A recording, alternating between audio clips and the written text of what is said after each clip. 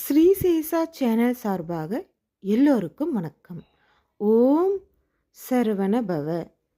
31/8/2024 நாளைய தினம் சனிக்கிழமை பார்த்தீங்க அப்படின்னா மகா சனி பிரதோஷம் வருகிறதுங்க. இது ரொம்பவுமே ஒரு அற்புதமான ஒரு நாளும் தாங்க சொல்லணும்.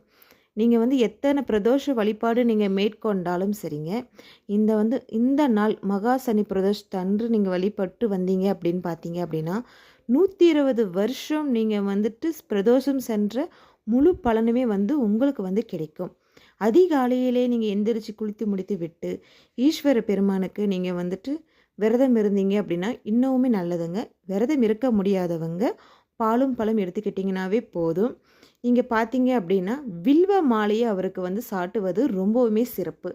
ஏன்னா அவருக்கு பிடித்த இலை பார்த்தீங்கன்னா வில்வ இலை. இதில் நீங்கள் மாலை கட்டி போடலாம். நீங்கள் வீட்லேயோ இல்லை கோயில்லையோங்க நீங்கள் தாராளமாக நீங்கள் சென்று நீங்கள் வழிபடலாம்.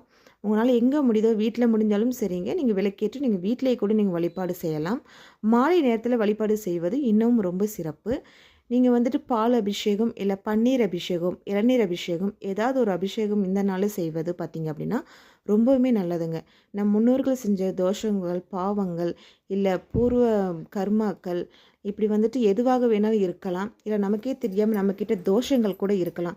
இது எல்லாமே பார்த்தீங்க அப்படின்னா இந்த நாளில் நீங்கள் ஈஸ்வரனையும் நந்தி தேவரையும் சேர்த்து வழிபட்டுட்டு வந்தீங்க அப்படின்னா உங்களுக்கு இது எல்லாமே இருக்கிற இடம் தெரியாமல் கரைந்து விடுங்க.